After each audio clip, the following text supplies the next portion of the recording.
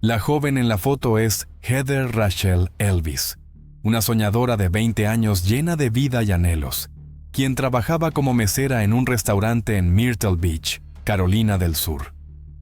Pero en diciembre de 2013, desapareció repentinamente sin dejar rastro, justo después de una llamada telefónica en la madrugada con su ex amante, Sydney Moorer. Lo que al principio parecía ser solo una dolorosa ruptura, pronto se convirtió en el centro de un impactante caso de secuestro que estremeció a Estados Unidos, involucrando además a Tammy Moorer, la esposa de Sydney, quien se creía que estaba tan obsesionada que controlaba cada uno de los movimientos de su esposo, aunque el cuerpo de Heather nunca fue encontrado. Las extrañas evidencias y el comportamiento sospechoso de los Moorer eventualmente obligaron a ambos a enfrentar la justicia. Si quieres conocer todos los detalles sobre esta misteriosa desaparición, el romance prohibido, los planes de venganza y el desgarrador camino de los padres de la víctima en busca de la verdad, quédate con nosotros hasta el final de este video. El 18 de diciembre de 2013, una joven llamada Brianna Warland fue despertada abruptamente por una llamada telefónica a la 1:45 a.m. Al contestar, escuchó a su mejor amiga, Heather, llorando al otro lado de la línea. Heather le habló sobre una reciente conversación que había tenido con Sydney, su exnovio. Sydney había llamado a Heather para decirle que se había separado de su esposa, que lamentaba su ruptura y que quería volver a empezar con ella. Brianna le preguntó por qué había respondido la llamada. Resultó que el número era desconocido para Heather, y ella pensó que podía tratarse de alguien con una emergencia. Por eso contestó. Después de escucharla y consolarla en parte, Brianna insistió en que Heather apenas comenzaba a superar la ruptura y no debía volver a involucrarse con Sydney. Le aconsejó que regresara a la cama a descansar y se despidieron. El hermoso condado de Horry, en Carolina del Sur, es considerado a menudo un lugar ideal para vivir. La zona es conocida por sus playas impresionantes, siendo Myrtle Beach la más destacada por su belleza y popularidad. Además de las playas, la región también cuenta con bosques densos, ríos amplios y una gran cantidad de pueblos amigables. El 19 de diciembre, la policía local del condado de Horry descubrió un vehículo abandonado, un Dodge Intrepid verde, estacionado en una zona remota cerca del río Waccamaw. Este lugar, conocido como Peachtree Landing, se encuentra a unas 8 millas de Myrtle Beach. Es un pequeño embarcadero ubicado al final de un camino largo y poco conocido que casi no recibe tráfico. La policía revisó el registro del auto en su sistema y descubrió que pertenecía a Terry Elvis. Se enviaron oficiales a su residencia. Al tocar la puerta e informarle sobre el vehículo hallado, Terry se encontraba en casa, sentado en el sofá de la sala viendo televisión. Resultó que el auto era de su hija, Heather. Terry intentó llamar a Heather, pero no logró comunicarse con ella. Aceptó ir con la policía a Peachtree Landing para investigar más. Al ver el auto de su hija en un lugar tan remoto y extraño, Terry se sorprendió, pero al principio no se preocupó demasiado. Pensó que tal vez el auto había sido robado, ya que era muy raro que estuviera allí sin su dueña. Tras recibir la llave de repuesto de manos de Terry, la policía abrió el auto e hizo una inspección minuciosa. No encontraron pertenencias personales en la cabina, ni billetera, ni llaves, ni el celular de Heather. La preocupación de Terry aumentó e intentó de nuevo contactar a su hija sin obtener respuesta. Llamó al restaurante donde ella trabajaba. El gerente le dijo que Heather no se había presentado y que no estaba programada para trabajar hasta el día siguiente. Al presentir que algo andaba mal, Terry expresó su preocupación a la policía, afirmando que ese comportamiento no era nada típico de su hija y que definitivamente algo había pasado. En ese momento, ni el auto ni la zona junto al río donde fue encontrado eran considerados aún una escena del crimen, ya que no había señales de forcejeo, vidrios rotos ni sangre. Sin embargo, las autoridades decidieron iniciar una investigación por desaparición. Policías y voluntarios buscaron por tierra, mientras buzos inspeccionaban el fondo del río. Durante la búsqueda, encontraron un cuerpo humano en el bosque, pero determinaron que se trataba de un hombre no identificado, no de la joven desaparecida. Los investigadores, tratando de encontrar pistas, revisaron los antecedentes de la joven desaparecida. Heather, de 20 años, era hija de Terry y Debbie Elvis, y vivía en el condado. Tenía una relación cercana con sus padres y su hermana menor. El padre de Heather señaló que su familia siempre había sido unida y solidaria entre sí. Aunque Heather era una persona independiente, tenía una relación muy cercana con su padre, y hablaban por teléfono todos los días. En 2011, tras graduarse de St. James High School, Heather le dijo a su familia que quería mudarse y vivir con su mejor amiga, Brianna Warland. Sus padres apoyaron por completo esa decisión. A los 20 años, Heather trabajaba como mesera en Tilted Kilt, un restaurante con temática escocesa en Myrtle Beach, y soñaba con convertirse en esteticista. Su hermana menor, Morgan, compartió que Heather sentía una gran pasión por el maquillaje. Amaba estar frente a la cámara y era conocida por su creatividad y ambición. También era muy querida en su comunidad, gracias a su naturaleza bondadosa, despreocupada y siempre positiva. Su mejor amiga Brianna comentó que, cuando las personas recordaban a Heather y hablaban de ella, siempre lo hacían con una sonrisa porque irradiaba una energía luminosa. Otra amiga la describió como una joven extrovertida que amaba la libertad y valoraba la vida. Siempre intentaba vivir cada momento al máximo. Para 2013, Heather ya llevaba un año viviendo con su mejor amiga Brianna en Myrtle Beach. Estudiaba con empeño y su vida parecía maravillosa. Pero todo cambió cuando un encuentro casual en el restaurante Tilted Kilt la llevó por un camino hacia la tragedia. Una cálida tarde de junio, Heather trabajaba en el turno diurno en el concurrido restaurante. Mientras conversaba con los clientes, tomaba pedidos y llevaba bandejas a la cocina. Se cruzó con Sidney Murer, un hombre de 37 años, padre de 3 hijos y técnico en reparación de electrodomésticos. Sidney tenía un pequeño taller de reparaciones en Myrtle Beach, y ese día había recibido una solicitud de servicio del restaurante. Comenzaron a hablar, y Heather se sintió atraída de inmediato por él. Desde ese día, empezaron a interactuar con más frecuencia. Descubrieron que compartían muchos intereses y pasiones. Heather incluso insinuó sus sentimientos en Twitter, escribiendo que se sentía atraída por los hombres mayores. A finales de julio, comenzó a publicar mensajes coquetos dirigidos a Sidney, quien seguía realizando reparaciones en su lugar de trabajo. También les contó a sus amigos y compañeros de trabajo sobre Sidney, revelando que él era el destinatario de sus publicaciones en Twitter. Sidney disfrutaba de la atención que Heather le daba y comenzó a aparecer en el restaurante cada vez con más frecuencia. Solían charlar en la cocina mientras él trabajaba en los equipos. Para julio, la relación probablemente ya había pasado del coqueteo inocente a algo más serio. Esto se reflejó en 2 tweets que Heather publicó con solo 1 minuto de diferencia. Uno decía que había hecho algo, y el otro admitía que estaba demasiado involucrada como para detenerse. La mayoría de los compañeros de trabajo de Heather sabían que ella sentía algo por Sidney, el hombre de 37 años, y comenzaron a chismear sobre su relación. Una compañera admitió después que todos lo sabían y a nadie le parecía bien, ya que Sidney era un hombre casado. Además, solían llamarla con apodos crueles, y en una ocasión le jugaron una broma pesada. 2 empleados llamaron al restaurante haciéndose pasar por Tammy, la esposa de Sidney. En agosto, los rumores finalmente se confirmaron. Sidney comenzó a presentarse aún más seguido en el restaurante, constantemente trayendo café y dulces para Heather, sentándose en el área de clientes o esperando en la puerta trasera después de su turno para salir juntos. La pareja compartía detalles de su relación con sus amigos, e incluso Sidney les comentó a algunos conocidos que planeaba contratar a Heather como niñera de tiempo completo cuando él y su esposa se mudaran a Florida. Heather también contó a sus amigas sobre ese plan, y a todos les parecía algo extraño. Se llamaban con frecuencia y solían conducir hasta lugares apartados para estar juntos, Era evidente que se trataba de una relación tóxica para Heather.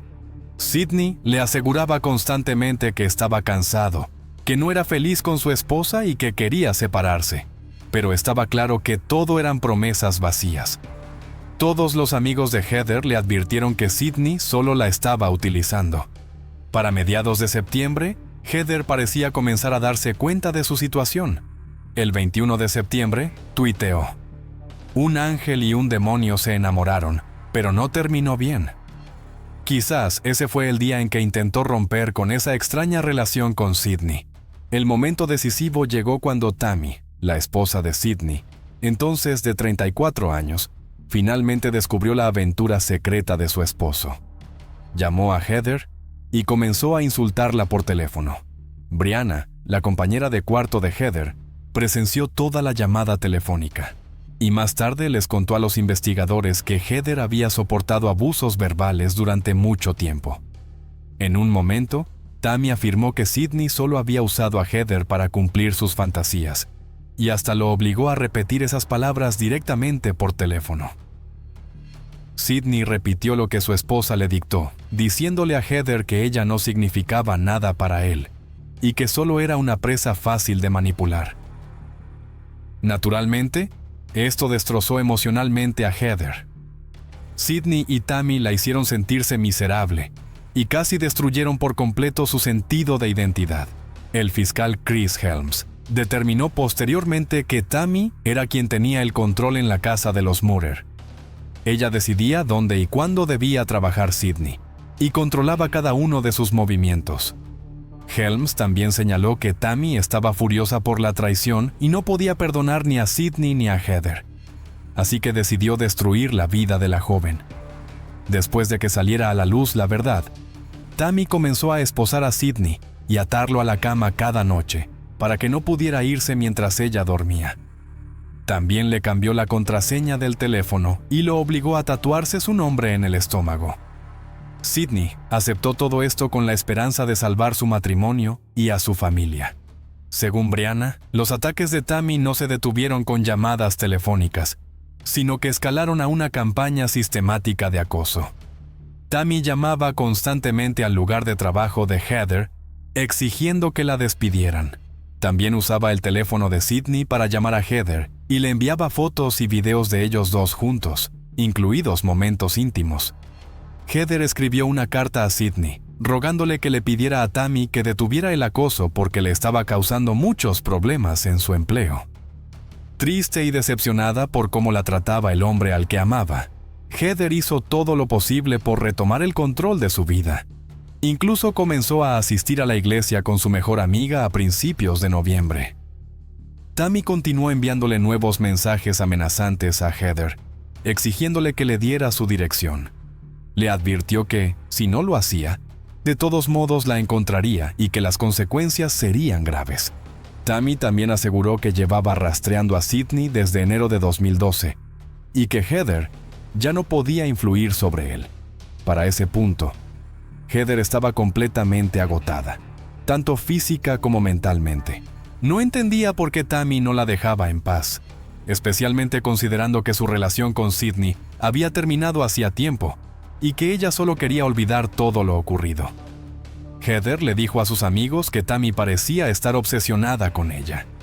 A finales de noviembre, más de 2 semanas después de haber recibido las amenazas de Tammy, las cosas finalmente parecían haberse calmado. Sidney y Tammy se fueron de viaje durante 3 días a California con sus 3 hijos, en su nueva camioneta Ford F-150. Con la familia Maurer fuera de la ciudad, Heather por fin pudo relajarse y disfrutar del momento, libre, aunque sea temporalmente, de las amenazas de Tammy. Durante ese tiempo, también llegó una noticia alegre para Heather. Consiguió el trabajo de sus sueños en un salón de belleza, como maquilladora. Estaba programada para comenzar a trabajar antes de Navidad.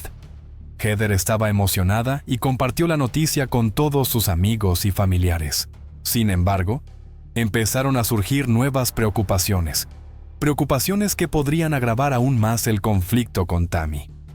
A principios de noviembre, Heather y sus compañeros de trabajo en Tilted Kilt notaron que había aumentado de peso de forma repentina en muy poco tiempo. Heather comenzó a inquietarse y temía estar embarazada de Sydney. Triste y aterrada, decidió hacerse una prueba de embarazo en el restaurante. Su gerente, Jessica Cook, más tarde declaró a la policía que Heather estaba desesperada por toda la situación y tenía miedo de que Tammy pudiera hacerle algo terrible. Sin embargo, el resultado mostró que el dispositivo estaba defectuoso y en ese momento, Heather nunca supo con certeza si estaba o no embarazada de Sydney. La mejor amiga de Heather también recordó que, cuando ella se hizo la prueba de embarazo en el trabajo a principios de noviembre, ya no mantenía relaciones con Sydney, aunque le preocupaba la posibilidad de estar embarazada durante el invierno de 2013. Heather siempre mantuvo una actitud optimista. Decidió que era momento de seguir adelante y empezar de nuevo. Esperaba tener una relación más feliz y saludable, y aceptó salir en una primera cita con Steve Gerald, un hombre al que conocía desde hacía poco, pero por quien realmente sentía algo. La noche del 17 de diciembre, Heather y Steve se encontraron alrededor de la 1 p.m. y decidieron dar una vuelta en auto por Myrtle Beach para ver las luces navideñas. Un rato después, se detuvieron en un estacionamiento cercano, donde Steve le enseñó a Heather cómo conducir un auto con transmisión manual.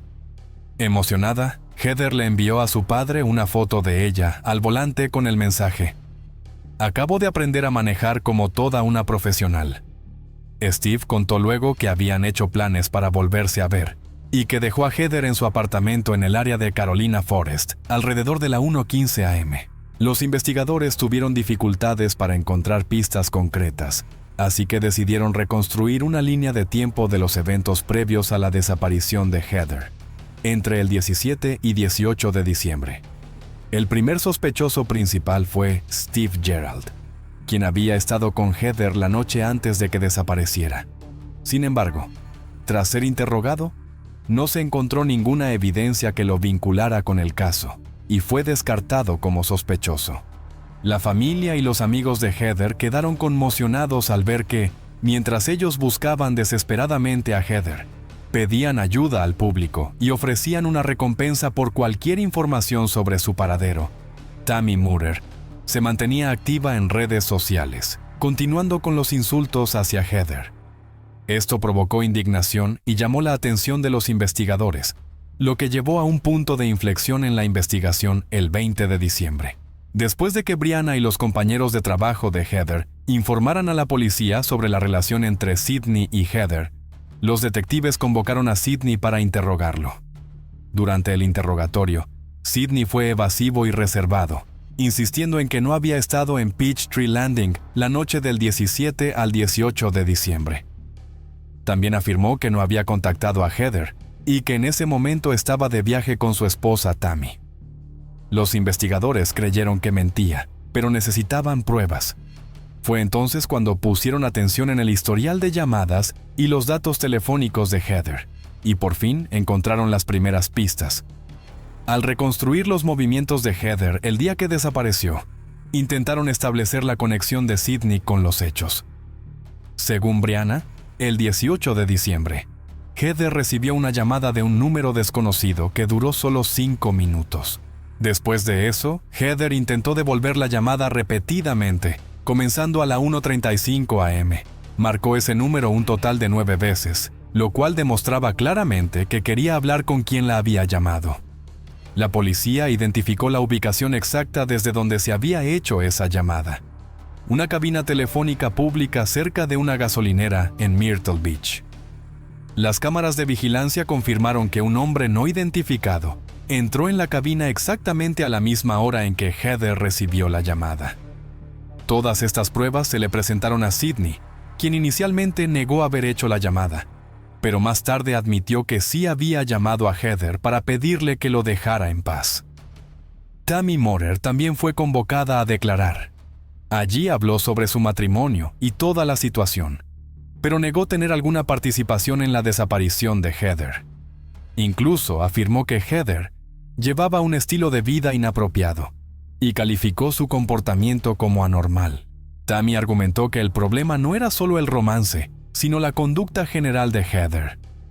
Basados en estas sospechas, los detectives decidieron revisar todas las cámaras de seguridad de la zona y rápidamente encontraron evidencia. Justo antes de que Heather recibiera la llamada, Sidney fue captado por una cámara comprando un test de embarazo en un supermercado local. Al preguntarle para quién era la prueba, dijo que era para su esposa. Pruebas aún más contundentes aparecieron después en grabaciones de cámaras instaladas a lo largo del camino solitario que lleva a Peachtree Landing. Estas grabaciones mostraron una camioneta Ford F-150, muy similar al vehículo de Sidney, conduciendo hacia el área donde más tarde se encontró el auto de Heather a las 3:36 am y saliendo de la zona apenas 10 minutos después. Los expertos confirmaron más tarde que la SUV captada en el video era, en efecto, el vehículo de Sidney. Él fue la última persona en hablar con Heather y, según los investigadores, también la última en verla con vida en Peachtree Landing. Utilizando los datos del teléfono de Heather, los investigadores pudieron reconstruir sus movimientos recientes. A las 2:30 am, el teléfono de Heather intentó llamar al número de la cabina pública que Sidney había utilizado, pero nadie respondió. Luego se dirigió a Longbeard's Bar and Grill, en Carolina Forest, no lejos de su apartamento. Permaneció allí unos 15 minutos antes de dirigirse hacia Augusta Plantation Drive. Después de eso, Heather regresó a Longbeard's y se quedó otros 15 minutos. Heather continuó intentando comunicarse con Sidney, pero seguía sin obtener respuesta. Regresó a su apartamento y permaneció allí durante unos 5 minutos. A las 3:25 am, el teléfono de Sidney recibió otra llamada. Esta vez la atendió y hablaron durante 4 minutos. A las 3:37 am, el teléfono de Heather apareció en Peachtree Landing, donde hizo 3 llamadas más a Sidney, pero ninguna fue respondida. La última llamada fue a las 3:41, y a las 3:42, el teléfono de Heather se desconectó. El video que mostraba el vehículo de Sidney se convirtió en una prueba clave, pero una evidencia aún más condenatoria fue descubierta cuando los investigadores registraron la casa de los Morer tras obtener una orden judicial. Sospechosamente, los Morer habían desmantelado su antiguo sistema de vigilancia doméstica el 20 de diciembre y al día siguiente instalaron uno nuevo. Aunque los investigadores no pudieron recuperar las grabaciones del sistema anterior, sí confiscaron las del nuevo. El video mostraba a Sidney y Tammy Morer limpiando minuciosamente el interior de su vehículo y luego quemando los trapos utilizados. Todo esto el mismo día en que instalaron el nuevo sistema de vigilancia. En 2014, meses después de la desaparición de Heather Rachel Elvis, la policía logró un avance en el caso.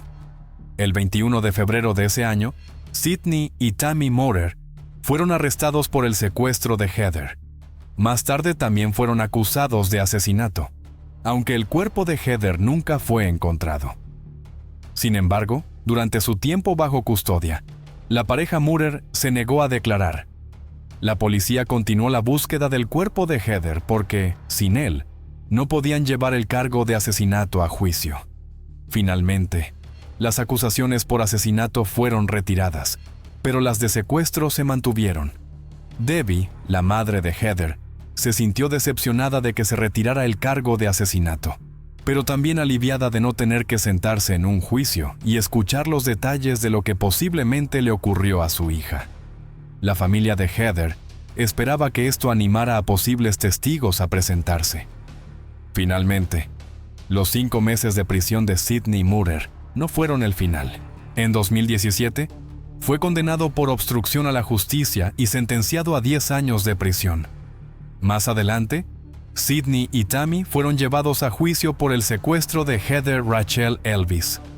El caso atrajo una amplia atención pública y mediática.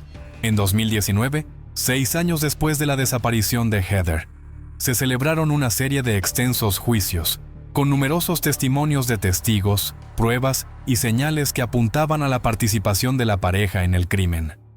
Tras 2 horas de deliberación, el jurado emitió su veredicto y se hizo justicia. Sidney y Tammy Maurer fueron declarados culpables del secuestro de Heather Rachel Elvis. El tribunal sentenció a Sidney y a Tammy a 30 años de prisión por los cargos y la conspiración relacionada. La pareja cumpliría sus condenas de forma concurrente. Después del veredicto, Sidney solicitó hablar ante el tribunal. Aunque condenado, aún sostenía con insistencia su inocencia.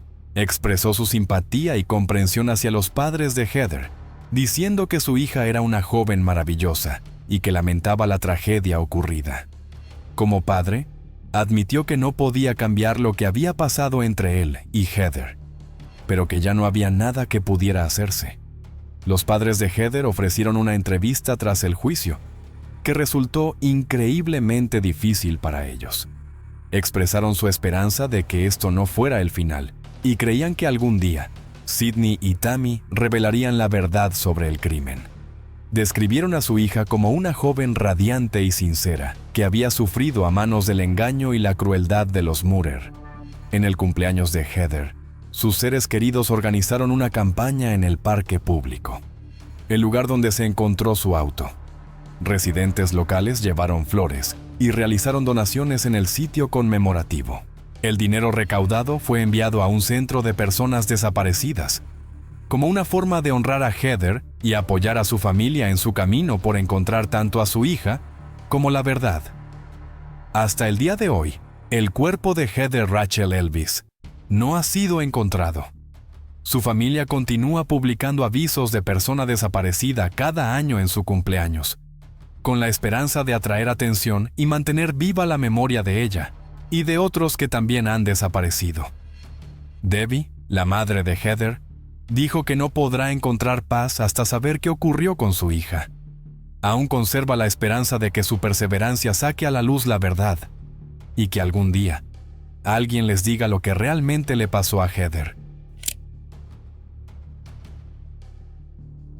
Las personas que aparecen en la foto son Cruz Maguad, Lovella Maguad y sus dos hijos, Chris L. Gwynn y Chris Val Lewis.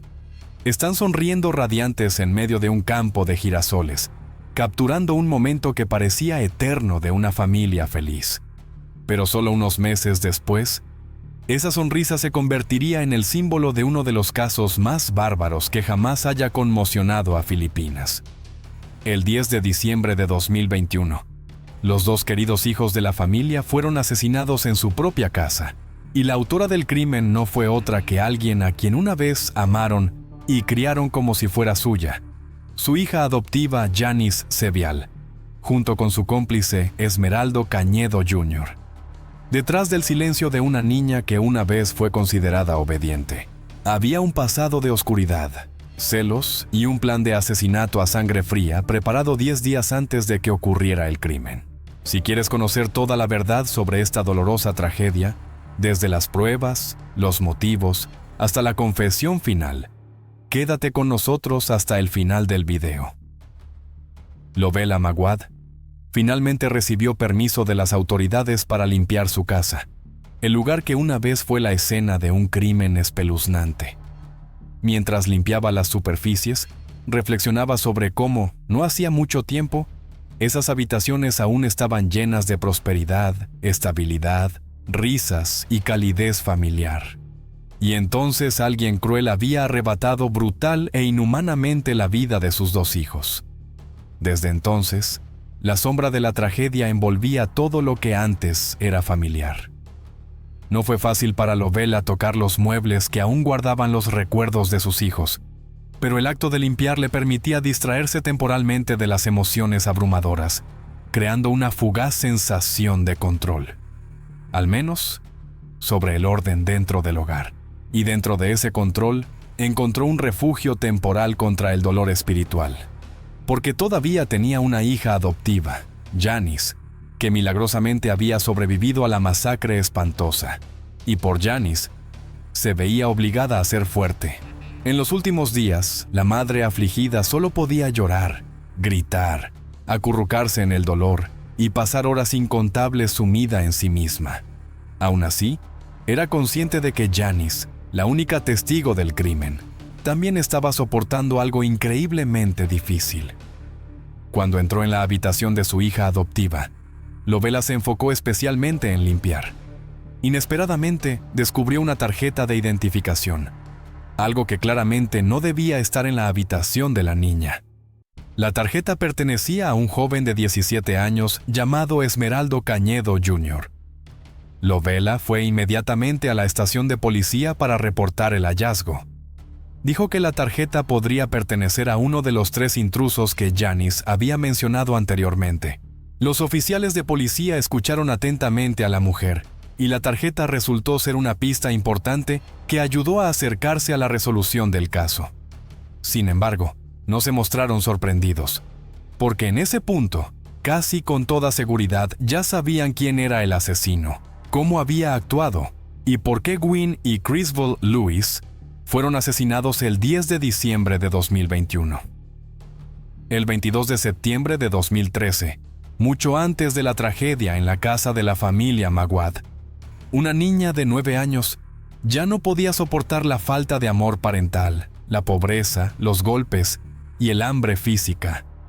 Se paró en un muelle, mirando sin esperanza hacia el agua. Una niña silenciosa y solitaria llamó la atención de una mujer que pasaba. Cuando le preguntó por qué estaba sola y si necesitaba ayuda, la pequeña levantó la mirada y respondió suavemente: «Me llamo Janice Saville. No tengo padres y no sé por qué no puedo recordar nada». Pishen Dial, la mujer, pensó que la niña podía haber sufrido algún tipo de trauma que le provocó pérdida de memoria. Quizás algo terrible le había sucedido. La mujer la llevó a la estación de policía más cercana, donde le aseguraron que la niña sería atendida. Janice fue puesta temporalmente bajo custodia protectora y comenzaron los esfuerzos para encontrar a sus padres. El tiempo pasó, pero la búsqueda no dio ningún resultado. La niña no recordaba nada sobre su vida anterior. Nadie había reportado a una niña desaparecida, y después de un tiempo, fue oficialmente reconocida como huérfana y transferida al cuidado a largo plazo del Departamento de Bienestar Social y Desarrollo. Pero esto no la entristeció en absoluto. Por primera vez, tenía suficiente comida, ropa y recibía mucha atención de los adultos. Resultó que Janice no había perdido la memoria. El mecanismo subconsciente de autodefensa de una niña que había experimentado demasiado trauma había suprimido sus recuerdos de la familia y el hogar. Convertirse en huérfana significaba vivir una vida nueva y mejor, y eso fue lo que eligió. Desde ese momento, Janice tuvo su primera experiencia, aunque aún no completamente consciente, de cómo comportarse para que los demás quisieran ayudarla. Desafortunadamente, el evento de 2013 no fue un boleto sin retorno a una nueva vida, sino más bien un mecanismo para obtener lo que quería. Cruz y Lovella Maguad eran conocidos por ser una pareja bondadosa. Cruz era profesor de secundaria en una escuela local, mientras que su esposa dirigía una escuela primaria. La pareja crió a 2 hijos maravillosos, su hermosa e inteligente hija de 18 años, Gwyn, quien participaba en todas las actividades extracurriculares y era miembro de las Girl Scouts. Soñaba con convertirse en doctora y, para desafiarse a sí misma, se inscribió en su último año de secundaria en una escuela preparatoria para medicina. Luis, de 16 años, era el centro de cualquier grupo de amigos. Hacía amigos con facilidad, era abierto, tocaba la guitarra, cantaba y pintaba. También era muy responsable, le encantaba ayudar a los demás y planeaba seguir una carrera en derecho. Los padres estaban muy orgullosos de sus hijos y siempre los apoyaban y acompañaban en sus planes y sueños. La familia vivía de manera estable, asistía a la iglesia y participaba en obras de caridad. En un evento benéfico organizado por la iglesia, Gwyn conoció a Janice, quien había llegado a trabajar como niñera cuidando niños pequeños. Las 2 chicas se hicieron amigas de inmediato, y después de solo una noche, ya eran mejores amigas. Casi de la misma edad, eran alegres y animadas. A menudo publicaban videos de baile en TikTok y creaban muchos juegos divertidos para entretenerse. Luis también disfrutaba unirse a sus actividades. No pasó mucho tiempo para que los 3 se convirtieran en amigos cercanos. Un día, los hermanos mayores se preguntaron por qué Janice trabajaba en lugar de estudiar. Janice dijo que era huérfana, que sus padres habían muerto de una enfermedad cuando ella era muy pequeña, y que desde entonces había tenido que depender de la asistencia del gobierno para poder costear cualquier cosa para ella misma. La chica tenía que trabajar a tiempo parcial en lugar de poder estudiar. Se quejaba de que la pareja que la había contratado le pagaba un salario muy bajo, y que esa cantidad solo alcanzaba para comprar comida. Tenía que trabajar casi de día y de noche. Más adelante, Janice solía compartir con sus nuevos amigos su temor por el futuro, porque estaba a punto de cumplir 18 años, lo que significaba que perdería algunos beneficios sociales que solo se conceden a menores de edad, y tal vez ni siquiera tendría suficiente dinero para pagar una vivienda. La educación o los sueños de una buena carrera casi habían desaparecido. Gwen, una chica de buen corazón, se conmovió por las difíciles circunstancias de su amiga y decidió intervenir para ayudarla. Fue a hablar con sus padres y les contó la desafortunada vida de su nueva amiga. Luego les pidió que adoptaran a Janice para que la chica tuviera un lugar donde vivir y la oportunidad de estudiar. Les aseguró que esto beneficiaría a todos. Janice podría asistir a la escuela, ayudar con las tareas del hogar y asistir a Louis con su tarea. La familia Magwat dudó al principio. Ambos eran maestros con ingresos bajos. Apenas podían mantener a otro hijo. Además, no había una habitación extra en la casa para Janice. Louis incluso se ofreció a dormir en el sofá de la sala y ceder su habitación. Después de que sus dos hijos insistieran continuamente, los padres finalmente accedieron.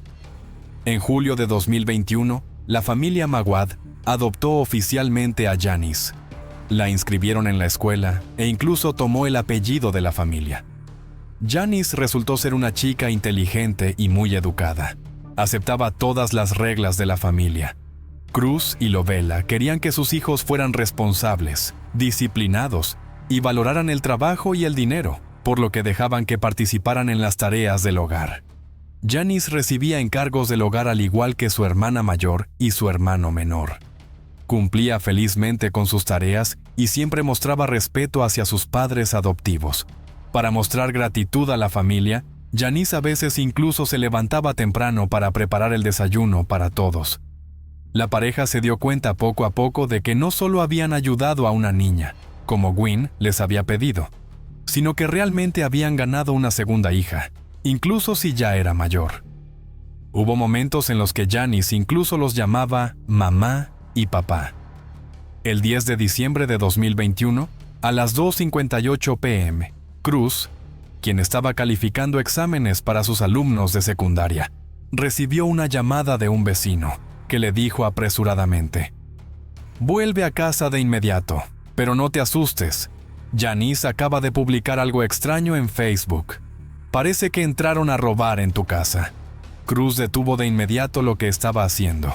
Llamó a su esposa, que también estaba en el trabajo, y se dirigió rápidamente a casa. En el camino, intentó llamar a los niños, pero nadie respondió. El padre, enfermo de preocupación, condujo a toda velocidad, más preocupado por la seguridad de sus hijos que por los objetos de valor de la casa. Alrededor de las 3:15 p.m., Cruz llegó a casa. La puerta principal parecía estar cerrada, así que rodeó la casa y entró por la puerta lateral. Todo estaba hecho un desastre. Cruz pasó de habitación en habitación, llamando a sus hijos. Cuando llegó a la sala, vio algo que ningún padre debería ver jamás. Louis y Gwen yacían en el suelo, cubiertos de sangre. Louis estaba en la sala con las manos atadas detrás de la espalda, un trapo metido en la boca, su cuerpo cubierto de heridas. Encontró a su hija mayor, Gwen, no muy lejos de la puerta del dormitorio. Todo su cuerpo estaba ensangrentado y cortado. No había duda, estaban muertos. Sus oídos zumbaban, sus piernas parecían de gelatina, y de repente Cruz se dio cuenta de que tenía que haber una tercera persona en la casa. Empezó a gritar en voz alta: «¡Janice! ¡Janice!». Después de un rato, Cruz escuchó una voz suave: «Papá». Al darse la vuelta, Cruz sintió alivio al ver que Janice seguía con vida. La abrazó y notó que su cabello estaba mojado. Le preguntó por qué tenía el cabello mojado. Y ella respondió que acababa de ducharse y no lo había oído llamarla. Por supuesto, el padre en duelo encontró la respuesta un poco extraña, pero asumió que Janice quizás había querido lavarse el horror que acababa de presenciar. Después de todo, muchas personas actúan de forma inusual después de un gran shock. Después de asegurarse de que no estaba herida, llamó a la policía. Al llegar a la escena, la policía encontró un martillo, un bate de béisbol, un cuchillo y una botella de licor rota cerca de los cuerpos de las víctimas. En circunstancias normales, la presencia de múltiples armas indica típicamente más de un agresor. La policía entregó todos los objetos a las unidades especializadas para su análisis de huellas dactilares, mientras continuaban registrando la casa y recopilando pruebas del entorno. También aconsejaron a Cruz y Lovella que revisaran cuidadosamente sus pertenencias para ver si faltaba algo. Los oficiales realizaron una entrevista detallada con Janice, la única testigo sobreviviente. Dijo que en ese momento, ella y Gwyn estaban en una habitación, mientras Louis estaba en la sala, cuando los tres escucharon gritos y sonidos de lucha. Ella y Gwyn salieron de inmediato para ver qué pasaba, y vieron a dos ladrones enmascarados usando un martillo y un bate de béisbol para atacar a Louis, mientras que el tercero sostenía un cuchillo. Aterradas, soltaron un pequeño grito, y sin querer, revelaron su escondite. Uno de los atacantes corrió tras Gwyn. Según Janice, no la vio a ella. Aprovechó la oportunidad para correr hacia el dormitorio pequeño. Cerró con llave la puerta y se escondió debajo de la cama. Permaneció inmóvil en estado de shock, sin atreverse a moverse. Cuando se calmó, envió un mensaje pidiendo ayuda a su madre adoptiva, Lovella, pero no recibió respuesta. No se atrevió a llamar a la policía por miedo a revelar su ubicación debido al sonido del timbre o su voz. Por lo tanto, dentro de los 12 minutos después de enviar un mensaje de texto a su madre, Janice publicó 2 mensajes pidiendo ayuda en su página personal de Facebook. Auxilio, hay un extraño en la casa. En este momento solo puedo esconderme en la habitación. No quiero morir. Uno de estos mensajes fue visto por un vecino, quien llamó a Cruz. 3 días después de la horrible tragedia que dejó a todo el pueblo conmocionado por la crueldad insoportable, la policía filipina formó un equipo especial de investigación compuesto por sus mejores agentes y expertos. El 15 de diciembre, el equipo de investigación anunció que habían reunido una gran cantidad de pruebas e indicios y que el caso se clasificaba temporalmente como robo y asesinato. Sin embargo, no descartaban otras hipótesis y continuarían investigando en otras direcciones. Al referirse a estas otras hipótesis, los investigadores insinuaban su creciente sospecha de que Janice era la figura clave del caso. Los expertos compararon las pruebas en la escena y las declaraciones de los testigos con el testimonio de Janice, y descubrieron grandes inconsistencias, lo suficiente como para colocarla en la lista de sospechosos, en lugar de considerarla solo una testigo. Primero, no faltaba ninguna propiedad en la casa, lo cual no tenía sentido si 3 ladrones realmente habían planeado un robo. Cruz y Lovella confirmaron que todo el dinero y los objetos de valor estaban intactos, a pesar de que la casa había sido saqueada. Solo el teléfono de Gwyn estaba desaparecido. Segundo, el equipo de investigación descubrió una bolsa de plástico que contenía ropa ensangrentada, incluyendo un pantalón y una camisa, en un arroyo cerca de la casa de Cruz. Se confirmó que la sangre en la ropa pertenecía a las 2 víctimas asesinadas. Parecía que el asesino, o uno de ellos, se había cambiado de ropa después del crimen y había huido. Esto sugería que el autor del crimen estaba extremadamente tranquilo después de cometerlo. Una señal de comportamiento premeditado e intencional. En un robo que termina en asesinato, el criminal normalmente entra en pánico y escapa lo más rápido posible, sin tomarse el tiempo de cambiarse de ropa. Además, los padres de las víctimas confirmaron que no faltaba ninguna prenda de ropa en la casa, y el hecho de que la ropa ensangrentada fuera descartada de manera tan descuidada en el arroyo detrás de la vivienda generó aún más sospechas. Además, los rastros en la escena indicaban que este fue un crimen impulsado por la emoción, no un acto a sangre fría. Los cuerpos de Gwyn y Louis tenían demasiadas heridas y huesos rotos. A Gwyn incluso le arrancaron una oreja, y la mayoría de las heridas estaban en su rostro. La autopsia duró 2 días completos. Una escena así se asemejaba más a un acto de furia, venganza o celos, no a un asesinato calculado. El autor del crimen claramente estaba enfurecido. La naturaleza del crimen sugería un asesinato motivado por resentimiento personal. Tercero, según el informe forense, la hermana mayor murió antes que el hermano menor, lo cual contradecía el testimonio de Janice, donde decía que Louis fue atacado primero. Dada la gravedad de las heridas que Janice describió, era casi imposible que Louis hubiera sobrevivido más tiempo que su hermana, quien perdió sangre durante un periodo prolongado.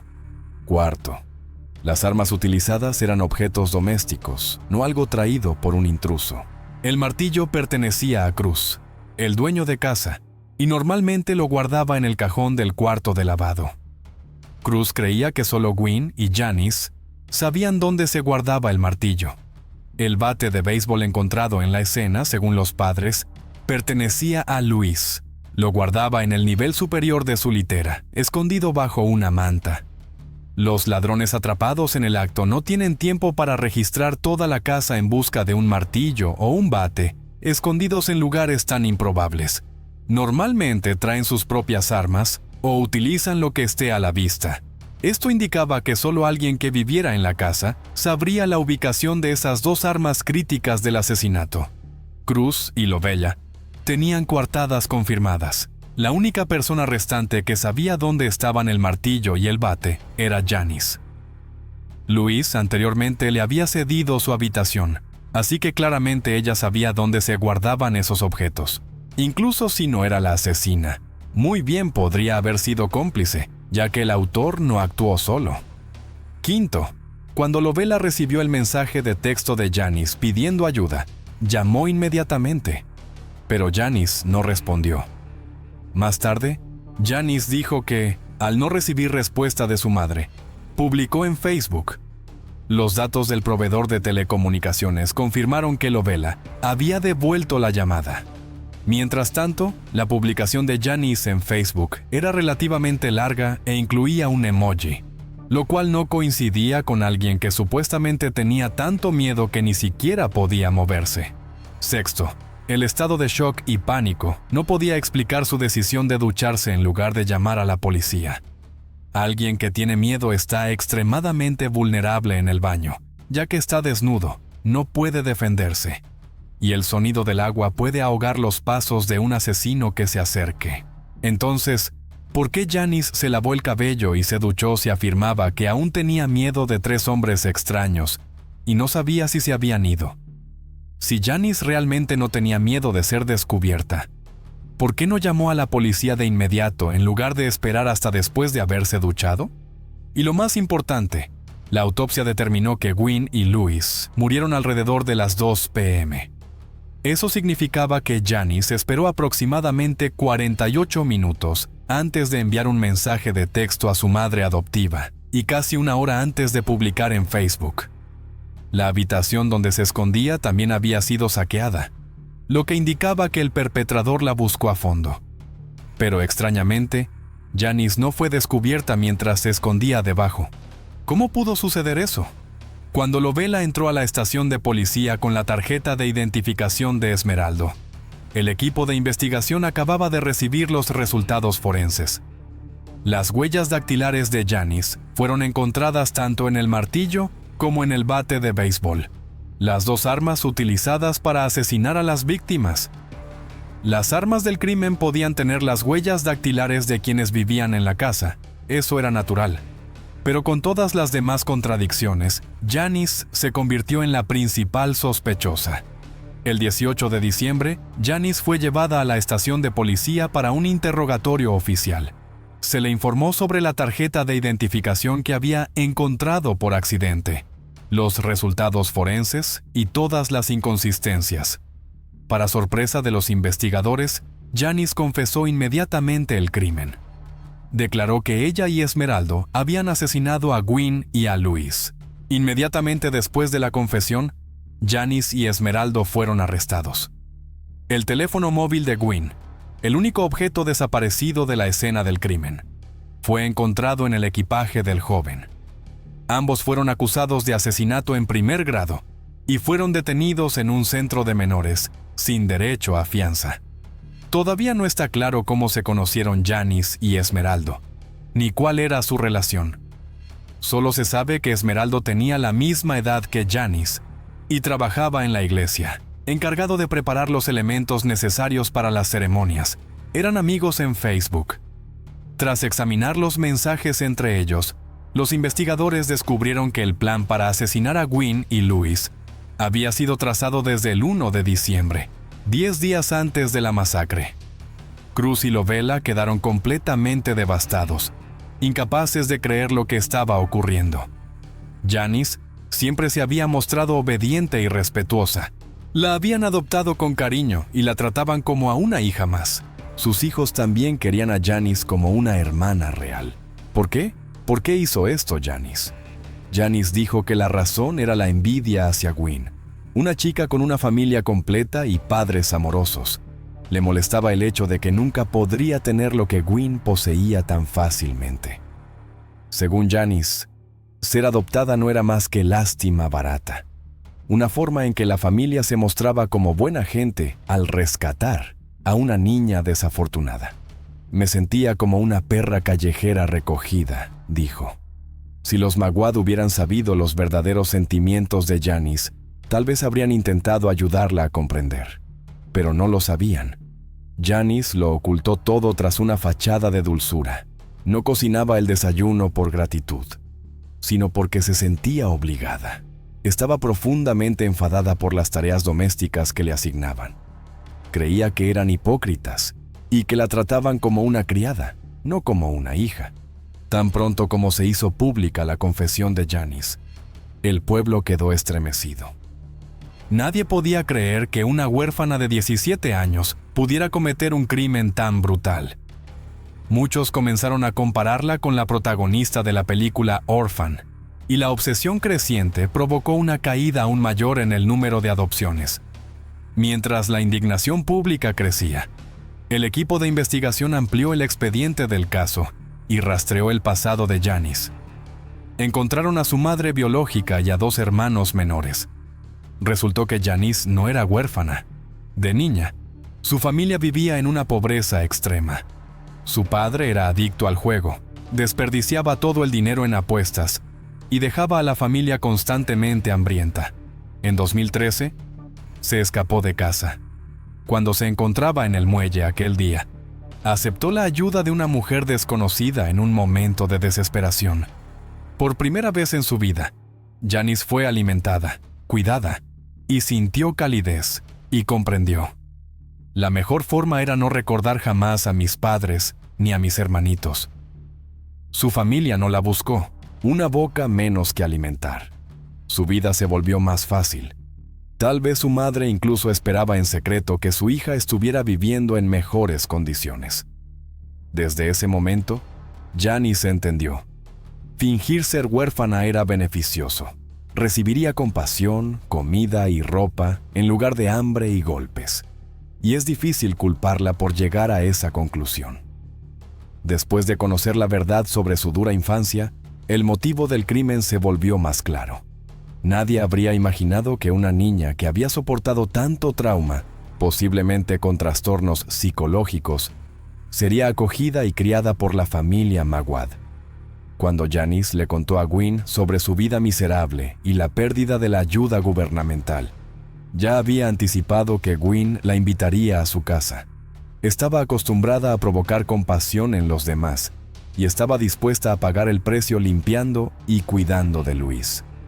Pero no esperaba que los Maguad la adoptaran realmente. Esa acción reactivó traumas de la infancia.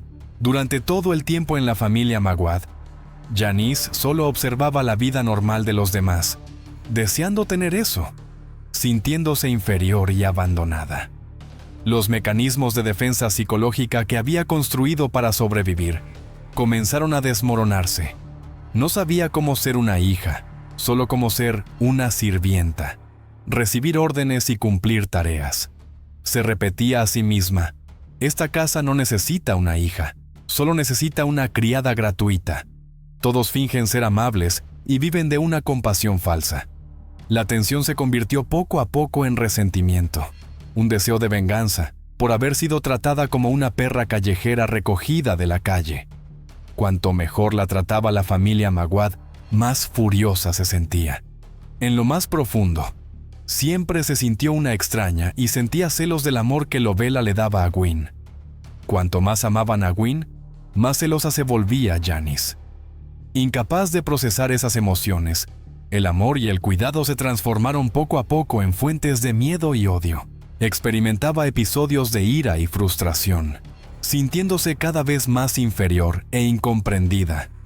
Esa percepción distorsionada se convirtió en terreno fértil para un deseo de venganza, dirigido hacia aquellos que creía que habían explotado su confianza.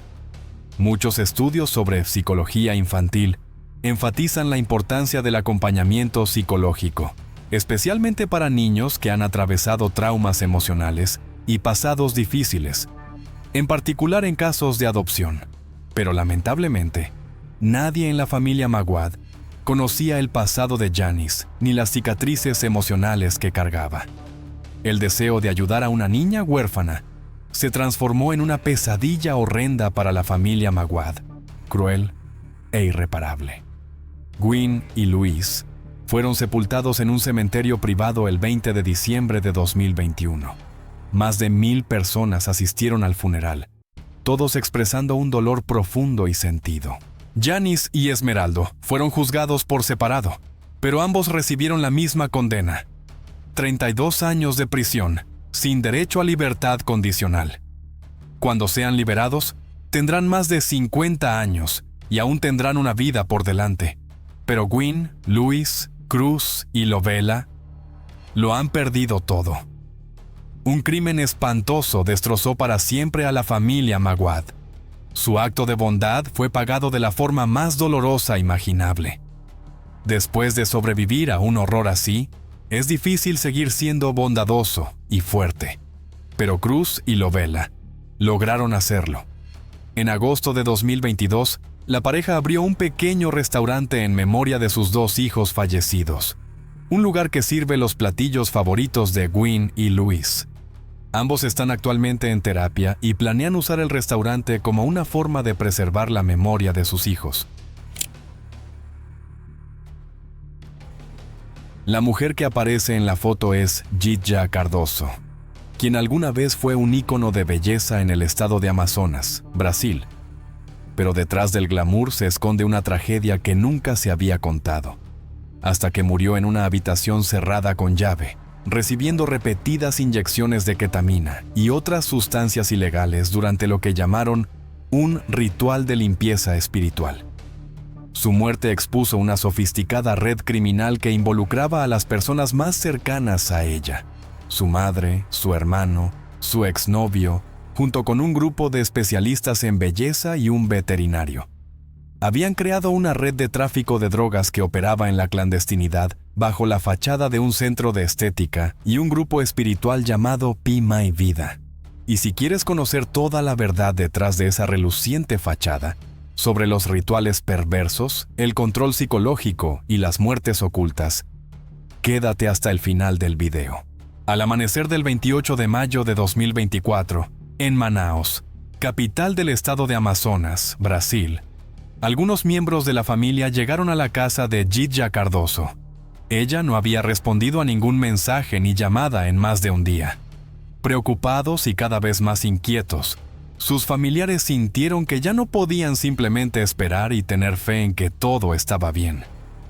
Alrededor de las 6 a.m., llegaron a su residencia en un complejo habitacional. Detrás del portón cerrado, todo estaba inquietantemente silencioso. Golpearon la puerta, pero nadie respondió. Decidieron entonces entrar. El hermano de Gidja, Ademar Cardoso, fue quien abrió la puerta. Se le notaba visiblemente tenso. Dentro también estaban la madre de Jitja, Cleusimar Cardoso, junto con algunos empleados de la cadena de salones de belleza de Jitja. Cuando la familia entró en la habitación donde Jitja yacía, quedaron atónitos. Ella estaba inmóvil, cubierta con una manta. Las respuestas a sus preguntas eran vagas y evasivas. Está descansando. Esto es parte del proceso espiritual. Pero había algo dolorosamente claro. Jitja ya no estaba con vida. En estado de shock, sus familiares contactaron de inmediato a los servicios de emergencia. Los investigadores llegaron rápidamente, y en las primeras horas de inspección de la escena y del estado de Jitja, comenzaron a surgir serias sospechas. A pesar de que había señales evidentes de que se encontraba en estado crítico, Jitja nunca fue llevada a un hospital. Su familia declaró más tarde que, en los días previos a su muerte, ella había estado postrada en cama, necesitaba productos de cuidado para adultos, estaba severamente hinchada e incluso tenía dificultades para hablar en frases cortas. Ese día marcó el inicio de una investigación criminal oficial sobre lo sucedido. Una investigación que revelaría una perturbadora cadena de eventos que condujeron a la tragedia.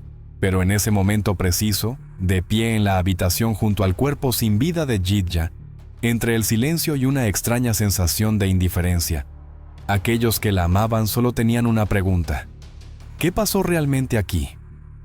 Jitja Cardoso, cuyo nombre real era Dilar Cardoso Carus da Silva, nació y creció en Manaus, estado de Amazonas, Brasil. Saltó a la fama gracias a su papel en el tradicional festival Boi Bumbá, donde actuó como la Sinacinha da Fazenda, el personaje femenino central del equipo Garantido, Huela. Este festival tiene un profundo significado cultural en la región y brindó amplio reconocimiento a sus artistas. Jitja era admirada por su carisma y profundo respeto por las tradiciones locales. Irradiaba confianza y presencia en el escenario. Después de alejarse del festival, Jitja se enfocó en el emprendimiento e incursionó en la industria de la belleza. Fundó una cadena de salones en su ciudad natal y rápidamente ganó reputación como empresaria exitosa. Su fama previa ayudó a atraer clientes y su activa presencia en redes sociales expandió aún más su marca. Publicaba con frecuencia contenido promocional y actualizaciones personales relacionadas con tratamientos estéticos, cuidados de salud y bienestar personal. Su estilo de vida y apariencia eran descritos como el resultado de la determinación, disciplina y mejora continua. Jitja era conocida por su serenidad y enfoque claro en sus objetivos. Amigos, clientes y seguidores la veían como un modelo moderno a seguir, alguien que construyó una carrera exitosa a partir de su pasión. Sin embargo, muy pocas personas conocían su vida personal.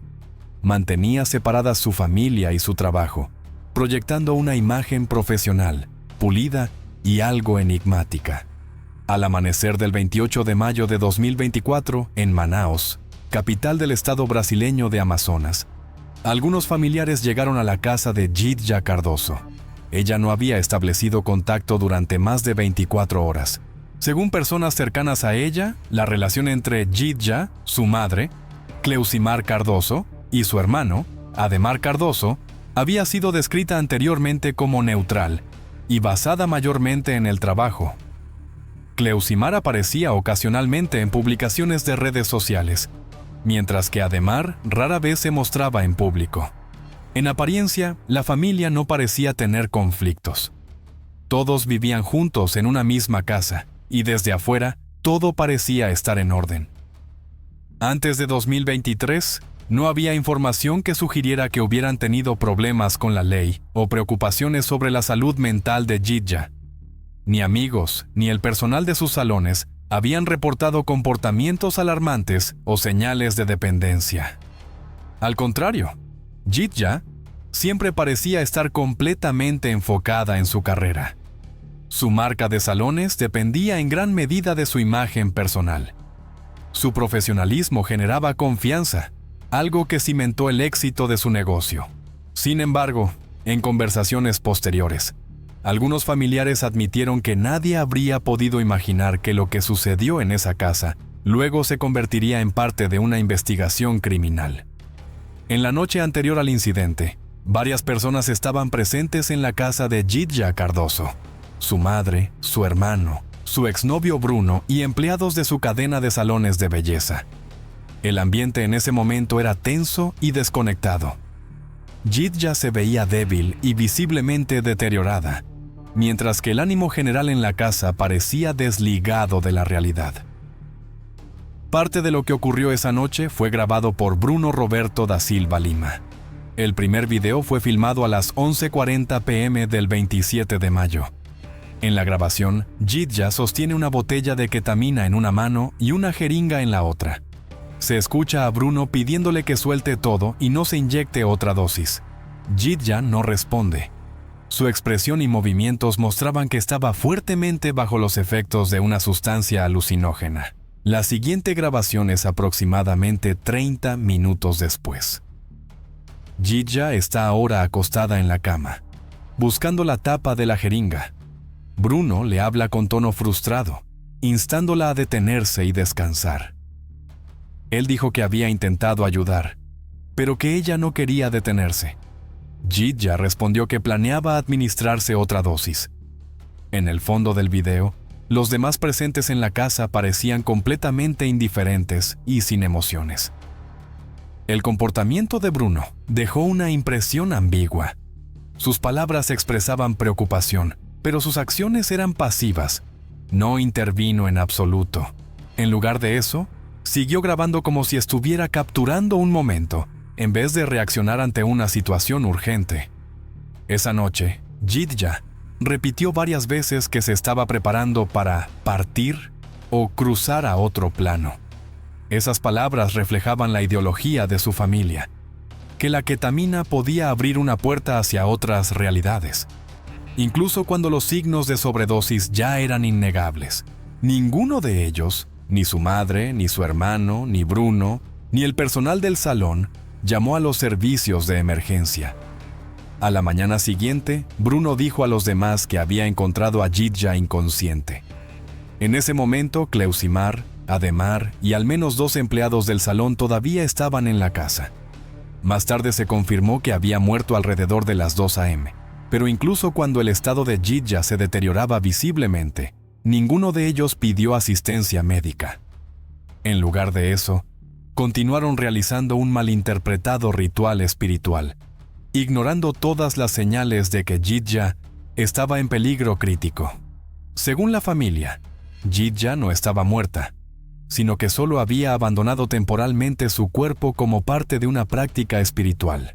Creían que despertaría después de 4 horas. Cuando eso no ocurrió, la sacaron al exterior, insistiendo en que la luz del sol devolvería su alma. Luego la volvieron a meter en la casa. Esas acciones crearon una ilusión falsa, mientras que los signos clínicos mostraban que su estado era irreversible. Los videos grabados por Bruno se convirtieron en pruebas clave en la investigación. Capturaron momentos que podrían haber cambiado el desenlace. La muerte de Jidja Cardoso no fue repentina, sino el resultado de la negligencia y de la negativa a enfrentar la realidad. Esa noche marcó el punto de inflexión, transformando una tragedia personal en un caso criminal impactante, no solo por la pérdida, sino también por la completa ausencia de responsabilidad básica por parte de quienes la rodeaban. Un mes antes de la muerte de Jidja, sus familiares habían contactado a la policía, afirmando que ella estaba siendo retenida en la casa contra su voluntad. El 24 de abril de 2024, la Policía Civil de Manaos recibió una llamada alertando sobre el rápido deterioro de la salud de Jidja y la negativa de la familia a permitir que alguien accediera a ella. En ese momento, Jidja ya no respondía a llamadas telefónicas, no salía de la casa y, según familiares, ya no podía caminar por sí sola. La policía fue recibida por su madre, Cleusimar, quien insistió en que Jidja estaba bien y que no necesitaba ayuda. Cuando un agente pidió entrar a la habitación de Jidja, se encontró con una puerta cerrada con llave. Las imágenes captaron un intercambio tenso entre Cleusimar y la policía, en el que ella decía que no tenían derecho a entrar sin una orden judicial. El video terminó cuando uno de los agentes se acercó a la puerta donde se creía que estaba Jidja.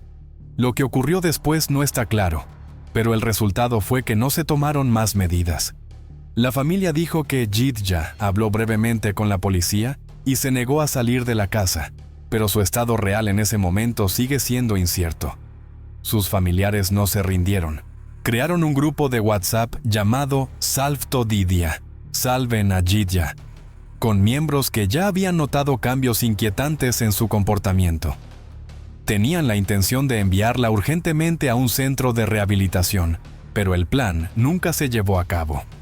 Temían problemas legales. Cleusimar se mostró completamente inflexible, y la policía no tenía base legal para intervenir. Intentos anteriores de ayudar también habían fracasado. Cada uno fue recibido con rechazo y silencio. La casa se convirtió en una fortaleza impenetrable.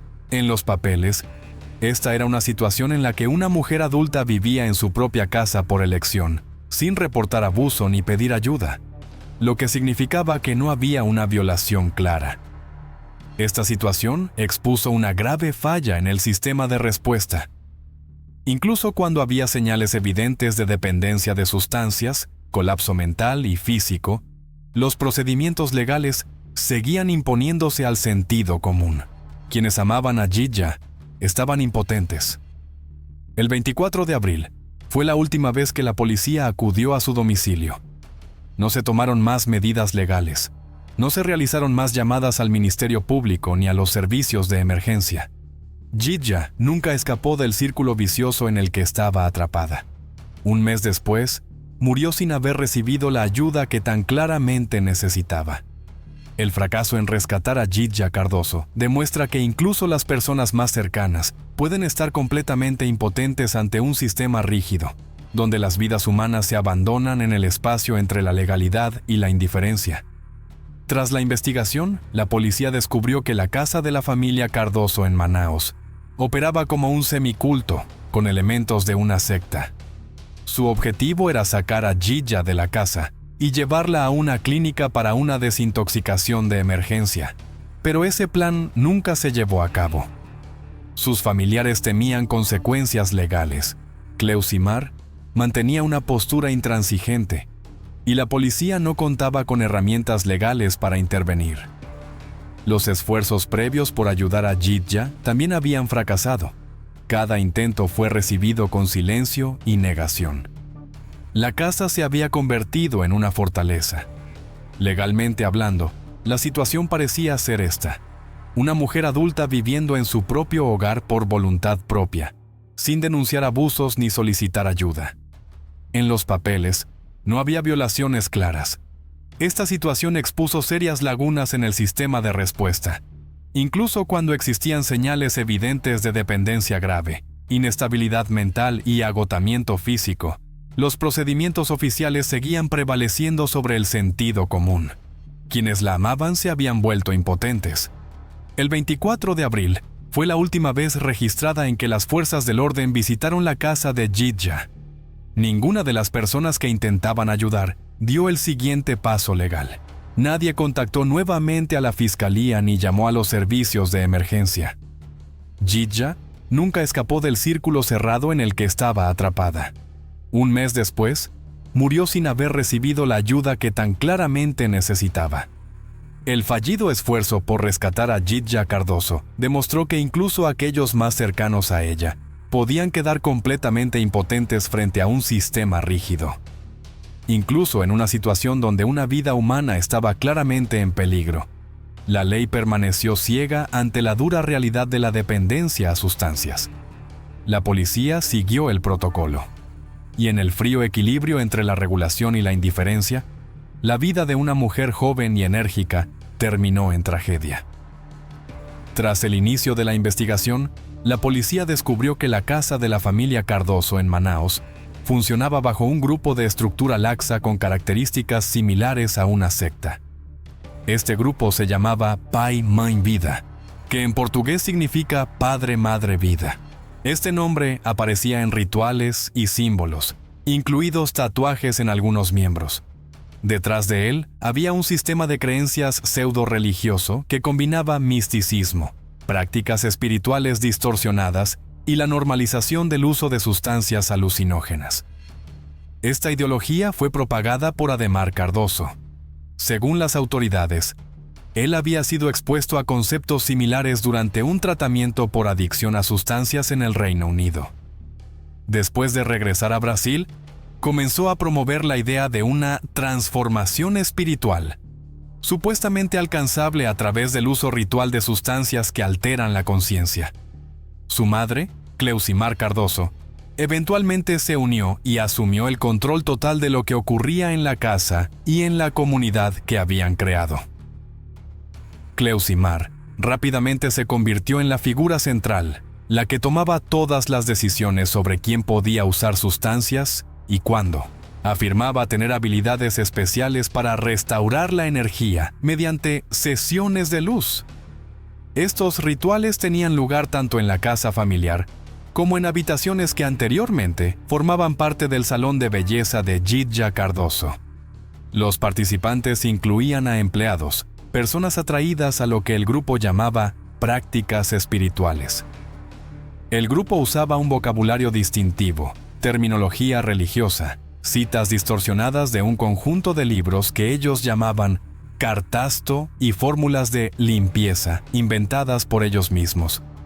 Durante un registro de la propiedad, las autoridades encontraron frascos de ketamina, jeringas, agujas e instrucciones manuscritas sobre restauración del alma. Estos hallazgos indicaban una operación mucho más organizada e intencional de lo que se creía inicialmente. El grupo tenía una jerarquía estricta. Cleusimar tomaba las decisiones finales. Su hijo Adhemar interpretaba mensajes y dirigía ceremonias por separado. Jidja, a pesar de su evidente deterioro de salud, continuaba participando. En los papeles se unía voluntariamente, pero su condición real sugería lo contrario. La ketamina cumplía un papel estructurado en las actividades del grupo. Era inyectada en dosis precisas usando jeringas de insulina, lo cual indicaba un conocimiento médico básico entre los miembros. La sustancia se obtenía en clínicas veterinarias, donde podía adquirirse sin receta. Las autoridades confirmaron que dichas compras se realizaban de forma regular. Uno de los aspectos más notorios del grupo era su aislamiento. Los miembros restringían el acceso exterior, se negaban a dejar entrar a familiares en la casa y controlaban estrictamente toda información que salía del círculo interno. Los visitantes debían seguir reglas de energía. Los disidentes eran etiquetados como espiritualmente no desarrollados y excluidos.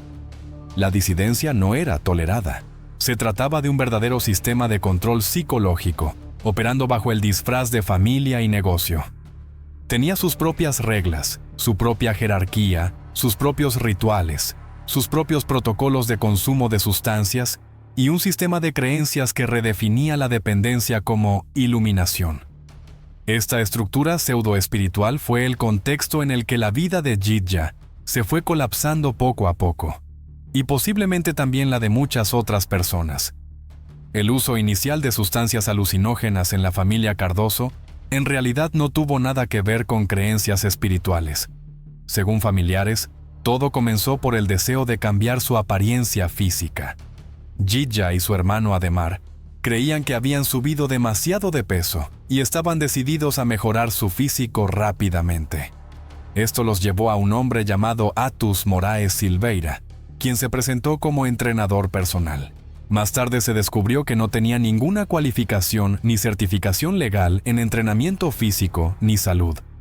Según la investigación, fue Atus quien introdujo por primera vez a la familia en el uso de sustancias anabólicas inyectables, comúnmente conocidas simplemente como bombas.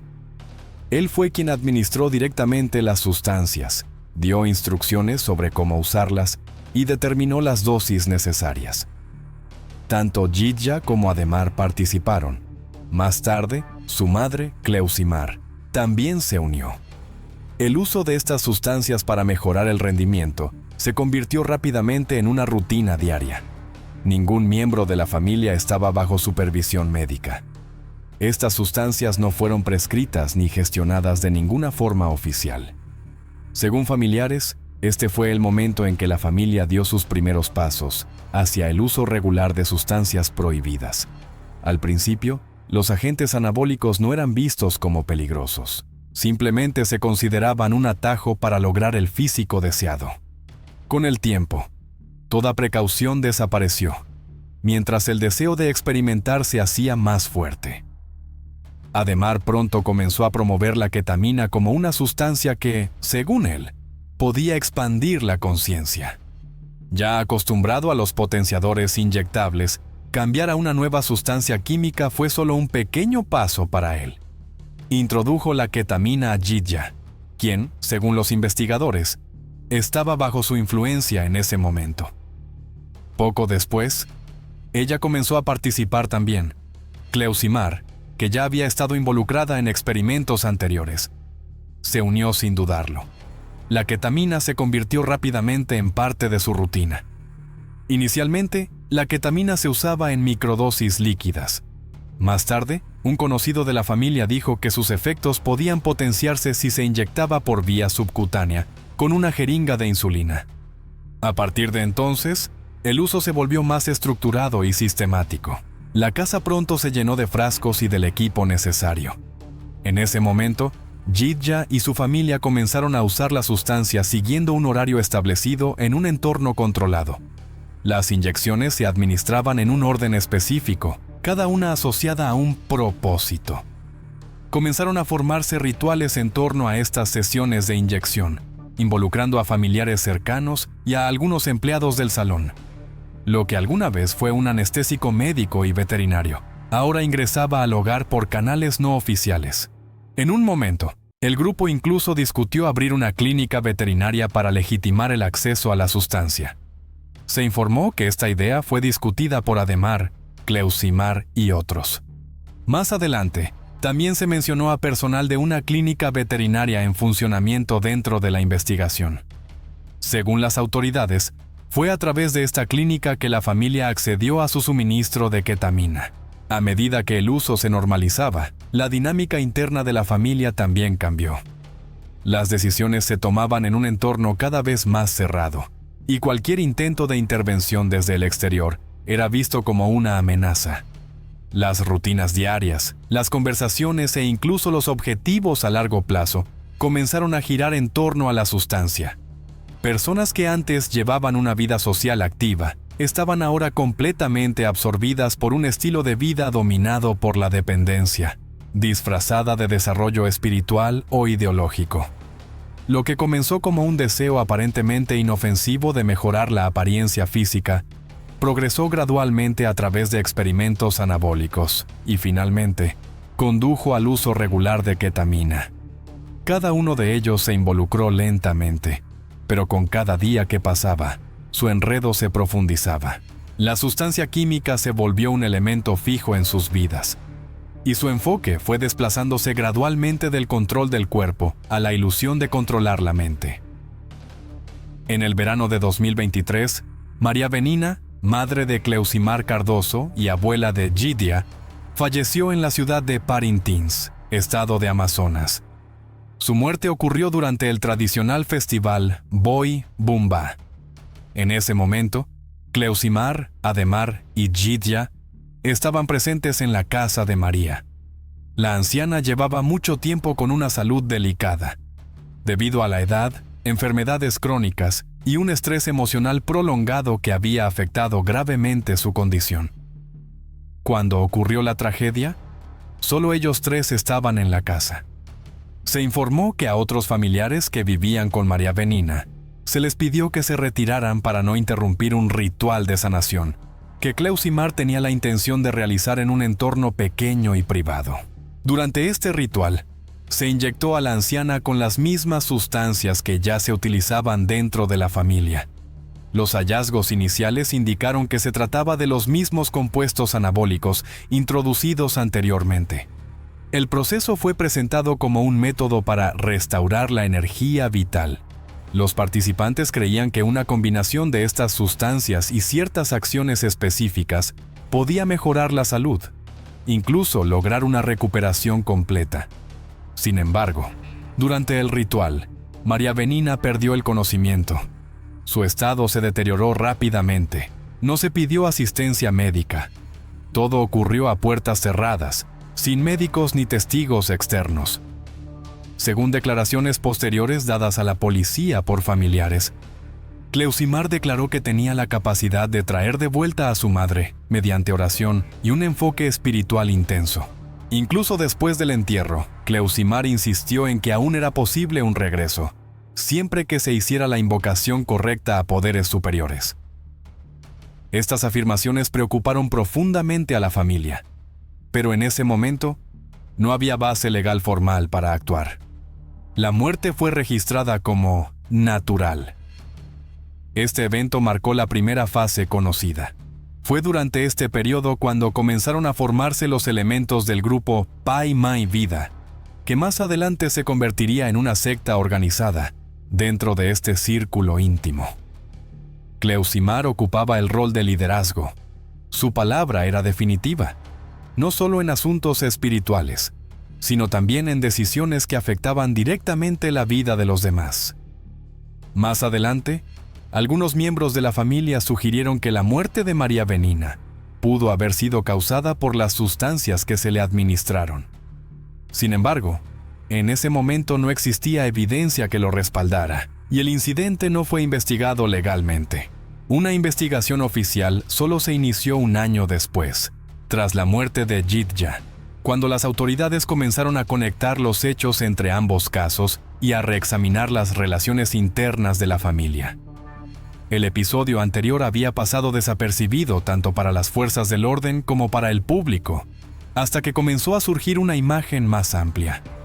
Solo entonces la gente comprendió que la muerte de la abuela no fue simplemente un trágico accidente, sino posiblemente la primera consecuencia de una ideología difusa, donde la línea entre el lenguaje espiritual y una desconexión peligrosa de la realidad se había desdibujado. La cadena de salones de belleza de Jitja Cardoso mantuvo su reputación hasta el final. Los clientes seguían asistiendo, los empleados continuaban trabajando, y las publicaciones en redes sociales proyectaban una ilusión de normalidad, con fotos y videos cuidadosamente editados. Sin embargo, algunos empleados no eran solo observadores, eran participantes activos. Una de las testigos clave fue la maquilladora Claudil Santo. Más tarde fue puesta bajo arresto domiciliario con un dispositivo de monitoreo electrónico, ya que estaba al cuidado de su hija pequeña. Claudil declaró que había visitado muchas veces la casa de Jitja y la había visto en condiciones extremadamente debilitadas, sin poder caminar, apenas respondiendo y sufriendo una debilidad física severa. Intentando ayudar, Claudil le lavó y peinó el cabello de Jitja, pero no hizo nada más por miedo a perder su trabajo. La investigación confirmó que Cleusimar y Ademar no solo supervisaban los rituales, sino que también controlaban las operaciones del negocio. Los empleados dependían de sus decisiones. Los horarios, los pagos, la asignación de clientes, incluso la posibilidad de seguir empleados, dependían de la lealtad. El desacuerdo significaba el riesgo de ser despedidos. En apariencia, los salones continuaron operando hasta finales de mayo de 2024. Los clientes no sospechaban que algo andaba mal. Las citas se cumplían y todo parecía en orden. Pero tras bambalinas, algunas salas eran utilizadas ocasionalmente para sesiones de terapia energética, que en realidad eran ceremonias de consumo de drogas lideradas por quienes orquestaban los rituales. Algunos empleados eran invitados a participar bajo el pretexto de práctica espiritual. Aunque la negativa no era castigada explícitamente, a menudo conducía a la pérdida de confianza y a menos oportunidades. Los investigadores concluyeron que los salones se habían convertido en parte de una estructura de influencia más amplia. No solo financiaban al grupo interno, sino que también servían como herramientas de control y dependencia. Durante los interrogatorios, la policía también habló con empleados que no habían participado directamente en los rituales. Muchos admitieron que sospechaban que algo andaba mal, pero no se sentían capacitados ni lo suficientemente valientes para intervenir. Un empleado dijo: "Todos sentíamos que algo no estaba bien, pero todos teníamos miedo de preguntar". La presión psicológica, las reglas no escritas y el secretismo del grupo crearon un sistema de silencio. El investigador principal declaró más tarde que este mismo sistema permitió la existencia de una secta basada en creencias dentro de un negocio legítimo. El salón ya no era simplemente un lugar que ofrecía servicios. Se había convertido en parte de un sistema cerrado donde la dependencia, tanto química como psicológica, era vista como algo normal. Después de la muerte de Gidja Cardoso, su exnovio, Bruno Roberto da Silva Lima, intentó posicionarse como un externo. Pero un detalle generó dudas sobre su neutralidad: un tatuaje con la frase Pai Man Vida, el mismo lema utilizado por el grupo, también hallado en los cuerpos de otros miembros. Esto indicaba claramente su alineación ideológica con el grupo, ya fuera que participara abiertamente en los rituales o no. En cuanto a su papel pasivo la noche de la muerte de Gidja, Bruno afirmó que había intentado detenerla, pero que ella no le hacía caso. Dijo que se quedó únicamente por sus sentimientos personales. Sin embargo, considerando el estado claramente deteriorado de Gidja, en el que ya no podía tomar decisiones racionales, la postura de Bruno parecía más bien un intento de evadir responsabilidad. Otro punto sospechoso tenía que ver con el auto de Gidja. Después de su muerte, Bruno usó el vehículo, supuestamente para asistir al funeral, pero en cambio lo abandonó en una calle de la ciudad. Los investigadores rastrearon los movimientos del vehículo y cuestionaron por qué lo dejó sin explicación. Bruno culpó a un problema mecánico, pero en el contexto de la investigación, esto generó sospechas. Podría haber sido un intento de destruir pruebas o generar confusión. El equipo legal de Bruno sostuvo que él desconocía completamente las actividades del grupo. Sin embargo, los datos de su teléfono revelaron comunicaciones frecuentes con Ademar Cardoso y Atus Moraes Silveira.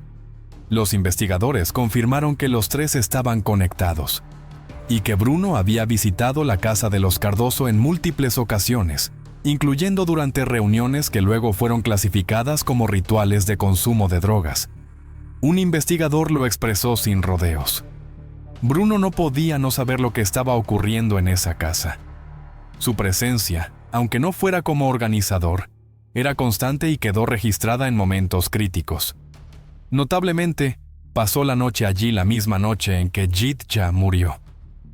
Bruno fue finalmente arrestado el 7 de junio, junto con Atus Moraes Silveira. Ambos fueron acusados de proporcionar declaraciones falsas.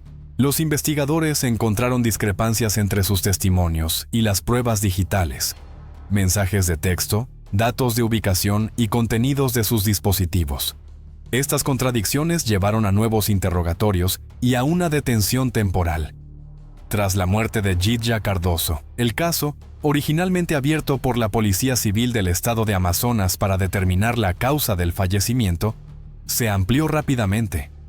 El volumen de pruebas reunidas permitió a los investigadores descubrir toda una operación ilegal que combinaba elementos de una secta, prácticas médicas no autorizadas y tráfico de drogas. Las detenciones de los principales implicados habían comenzado, y la estructura oculta detrás del caso finalmente empezaba a salir a la luz. Cuando los sospechosos fueron detenidos, quedó claro que sabían que estaban siendo vigilados. El día que las autoridades llegaron para ejecutar las órdenes de arresto, la casa mostraba señales inconfundibles de un plan de fuga. El equipaje estaba listo, los dispositivos electrónicos habían sido apagados y varios documentos importantes habían desaparecido. Sin embargo, la policía actuó con rapidez y los sospechosos fueron capturados antes de que pudieran huir. Entre los detenidos había empleados de los salones de belleza, sospechosos de participar en la organización de rituales y en la distribución de ketamina. Los cargos incluían posesión y distribución ilegal de sustancias psicoactivas, pertenencia a una organización criminal y realización de ceremonias religiosas en violación de la ley brasileña. El principal enfoque de la investigación fue la cadena de suministro de ketamina. Las autoridades rastrearon la fuente principal hasta una clínica veterinaria en Manaos. Uno de los sospechosos clave era José Máximo Silva de Oliveira, dueño de la clínica. Su nombre figuraba en la orden de arresto, y pocos días después de iniciada la operación, se entregó voluntariamente. Según los investigadores, la clínica no solo distribuía ketamina sin recetas veterinarias válidas, sino que también almacenaba otras sustancias controladas, que luego eran entregadas a los miembros del círculo interno. Durante el allanamiento, las autoridades incautaron documentos que confirmaban una relación prolongada entre la clínica y la familia Cardoso. De este modo, los salones de belleza se habían convertido en herramientas para financiar y apoyar actividades clandestinas. Los investigadores lo describieron como parte de un sistema más amplio en el que un negocio legítimo, un lenguaje espiritual y el tráfico ilícito de drogas se fusionaban en una estructura única que controlaba tanto el dinero como a las personas. La magnitud y el nivel de organización se volvieron aún más claros cuando 2 empleados de la clínica veterinaria también fueron arrestados. Uno fue sospechoso de suministrar directamente sustancias a los miembros del grupo. El otro fue acusado de destruir registros y ocultar pruebas.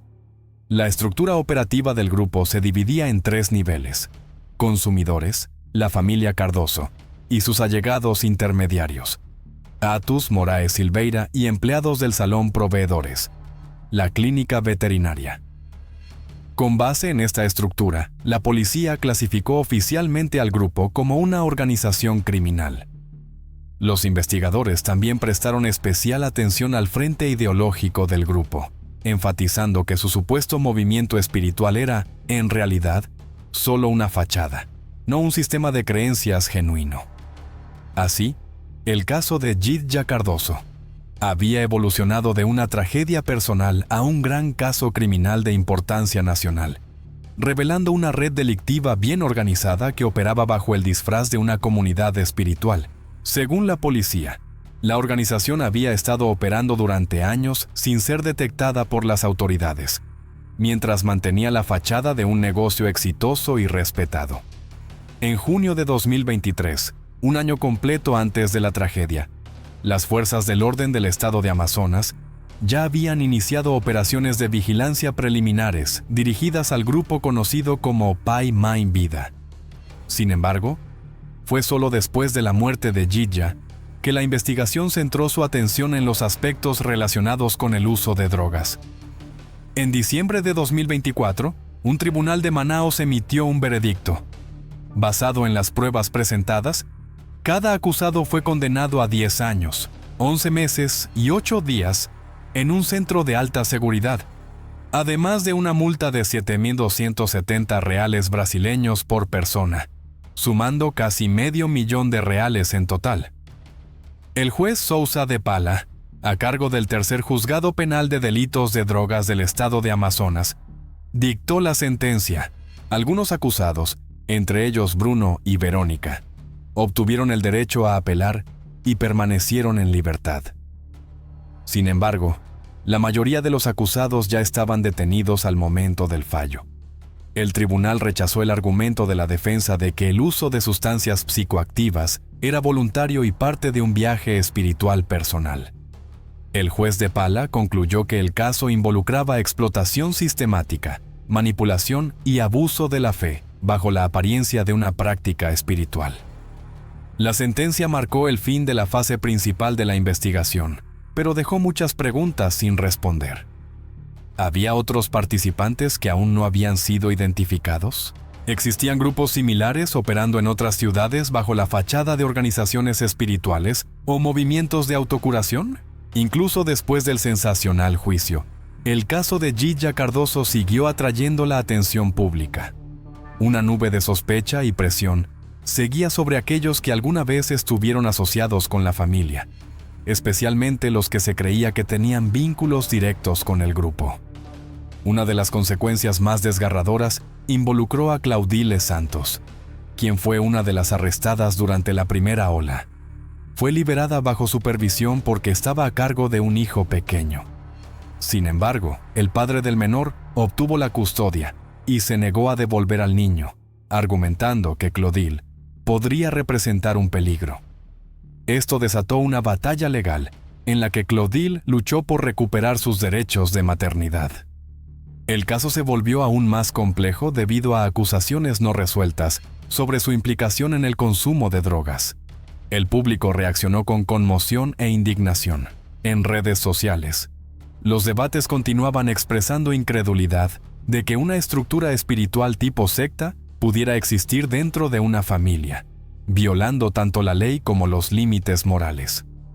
Como respuesta, el gobierno de Amazonas lanzó investigaciones sobre otras instalaciones que pudieran estar utilizando sustancias psicoactivas bajo la apariencia de terapias o despertares espirituales.